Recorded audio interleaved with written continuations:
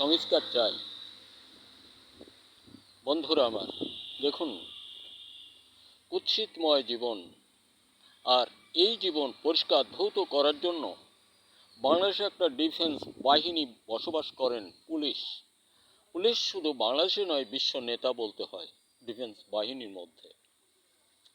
দেখুন কেমন একটা সাংঘাতিক কাজ হয়ে গেল। গ্রামের মানুষ যেমন বলে, ছাগলে চাটে বাঘের গাল, অনুরূপ দূর অভিসন্ধিমূলক যে অত্যাচার বা আচরণ করেছিলেন সেনাপ্রধান সাহেব, তার মুষ্টিমেয় কয়েকজন সেনা সাথী করে কি করেছেন, নিজেও ফেসে গেছেন, আর এই লোকগুলোকে মারছেন। আর আপনাদের নেত্রী, যিনি আপনাদেরকে অত্যন্ত আপনজন, আত্মীয় হিসেবে, মেহমান হিসেবে চাকরি দিয়েছিলেন, বোধ করি চাকরি নয়, দিলেন যেভাবে আপনাদেরকে গড়ে তুলেছিলেন, উঠাইছিলেন, এটা কোনো দেশের নিয়ম শৃঙ্খলার মধ্যে পড়ে না, আসে না। উনি যেভাবে গরিষ্ঠ করেছিলেন, যেটা উনি ধারণা করেছিলেন, এটা সাকসেস হয়েছে নিশ্চিত। তো ওনার ধারণার থেকে একটু বেশি হয়েছে, সেটা বদলা হয়ে যাচ্ছে। উনি তো জানতেন যে উনি একেবারে মৃত্যুর পরেও বেঁচে থাকবে। উনি যেসব যা কিছু করছে, মৃত্যু হবে না, বা মরে গেলেও আর ফিরে 200 বছর বাঁচবে, এ ধরনের টালমাটাল, এ ধরনের কর্মকাণ্ডে উনি লিপ্ত ছিলেন। অতীব দুঃখের সঙ্গে বলতে হয়। দেখুন, আর্মি মেজর সাহেব, এখন কার দোষ? মেজর সাহেবের এতটা দোষ নয়।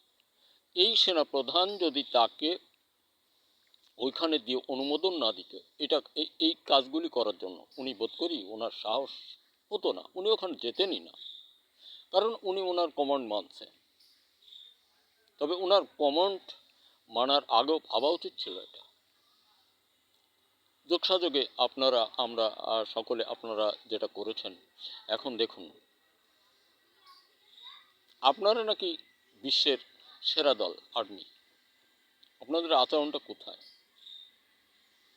এখন পুলিশ ভাইদের হাতে সকল কিছু আপনাদের বেরিয়ে আসবে। ধন্যবাদ, ধন্যবাদ।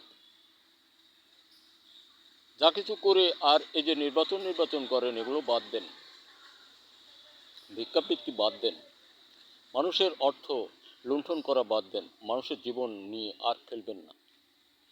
এই দেশের মানুষ এখন সচেতনতা আনয়ন করতে পারছে ডক্টর মোহাম্মদ ইউনূস সাহেবের মাঝ দিয়ে, এদেশের ছেলেদের মাঝ দিয়ে। কেন ভোগান্তিতে আপনি অগ্রগতি বাড়াবার চাচ্ছেন? হবে না, না। মানুষ ভালো করে বুঝছে আপনাদের মতলবটা কি। ক্ষমতায় যাবেন, আরে বেটা, শুয়ে পড়ে লাতিতে হন্তে নামায় দেবে, আর ওই পতাকা নিজের আদ্যে জয় শ্রীরাম কতবার বলতে হবে আর উড়তে হবে ঠিক নাই। সাবধান হয়ে যাবে। অনেক ভালো মানুষের ছেলে, আমি অনেক ভিডিওতে বলছি, চোর হয়, ডাকাত হয়, লাইটন বদমাইশ হয়। এমন হয়ে গেছে দেশে। এই জন্য রাজনীতি সম্পর্কে অজ্ঞ হয়ে বিজ্ঞ সাজার চেষ্টা করবেন না। জাতির বাস্তবতা অপহরণ করে আরেকজনের কি বলে ইজ্জতের তলে নিমজ্জিত করবেন না। ওই মানুষটা আপনার ভাই, বোন, মা হতে পারে, কাকি, এদিকে লক্ষ্য রাখবেন। যদি দেশ জাতিকে ভালোবাসেন, আপনি যদি আপনার মা, বোন, ভাই, ব্রাদারকে ভালোবাসেন, তাহলে দেশকে আপনি ভালোবাসেন, নির্বাচন বাদ দেন।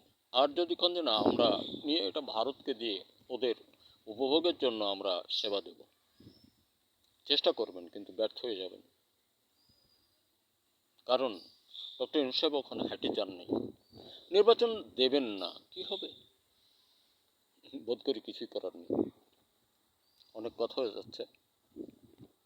আমরা তো গ্রামের মানুষ, মূর্খ মানুষ, চাষি মানুষ, কৃষক মানুষ। বহুদিন বহুদিন বহুদিন হই এক মন পাট এদেশে 4,000 টাকা। তো কৃষি